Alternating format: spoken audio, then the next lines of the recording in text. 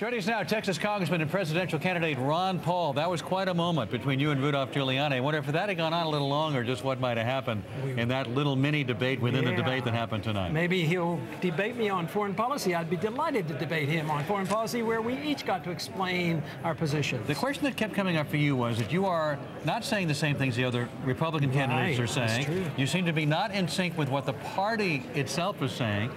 Why run as a Republican? And if you don't get the nomination, would you run as an independent? Well, the majority of the American people don't like the war. And I want to be president of the country, not president of the Republican Party. But you got to get the nomination first. Yeah, but the party itself has to have a position that's attractive to the entire country. We lost last year's election on the war issue. Most people believe that to be the case. But if you didn't get the nomination, would you run as an independent? No. No, you would not? No, I'm not planning on that. No, I don't intend to do that. You call yourself, you ran as Libertarian Party candidate in 1988. Yet you call yourself pro-life. Where in the Constitution does it say, for example, that you can make laws restricting a woman's right to choose? If you want to be a constitutionalist, shouldn't the government stay totally out of the abortion issue? Well, I think the federal government should. What about the state government? What? What about states? It's up to the state government, because the state governments, we don't dictate to the states. Protection of life is one of the important issues of government. If you can't protect life, how can you protect liberty? But most libertarians, and I know you lean libertarian, would say the government, women should have a right to choose. The government, even state government, should say out of it, you should not restrict a person's right to make that choice. That's what most libertarians would say. No, but all libertarians believe that you should never use a force to bring about changes, and they reject an act of aggression.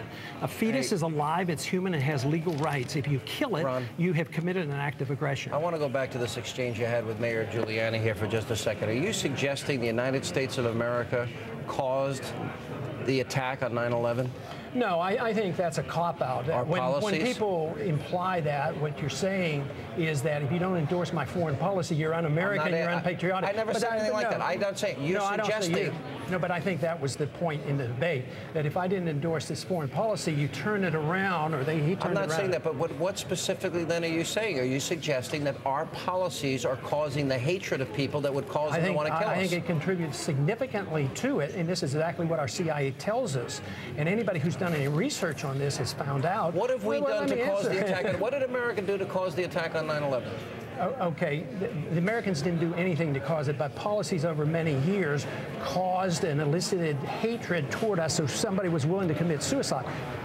For instance, the occupation with our military troops on their holy land in Saudi Arabia, bombing a Muslim country for 10 years, putting on sanctions that killed hundreds of thousands of people. So that caused an anger. Are you saying then that if the world has no moral obligation in the first Gulf War, when an innocent country is being pillaged and people are being raped and murdered and slaughtered, or in the case of Saddam, he's gassing his own people, are you suggesting we have no moral obligation? No, you stand by and let that immorality happen? We have on numerous occasions. You support that? We have on numerous occasions. If we feel strongly about it, why don't we declare? If a woman is being raped next door, we just do nothing there either? We're just out of time, but the fact is the Reagan administration stood by while the Kurds were being gassed. It happened in 1988. We didn't do anything about it for how many years? What did we do with Moscow? What did we do with the time we stood by and they did it to their people? We got to run. You would stand by and do that. I would not. No, I think that's immoral. Well, would you have the courtesy to ask the Congress to declare war? Would you follow the Constitution? We did declare war. The authorization, use of force, declaration of war. There's no place in the Constitution that says specifically. We got to run, guys. The Kurds were gassed, and we stood by for years until we gave them the gas. Excuse. We gave them the gas. We're not responsible for what happened on 9/11. They're going to keep debating. More on the other side of the debate. Keep texting us your vote to 36988. More to come on this special edition of Hannity and Combs. Mr. Mayor, I know you're just getting set up here. We just replayed the line that you gave to Ron Paul and his statement. You were indignant, and you made it known. It was sincere, and it came from the heart. I mean, I was going to say, it reminded me of the Saudi prince that gave me the $10 million. He did the same thing. This is America's fault.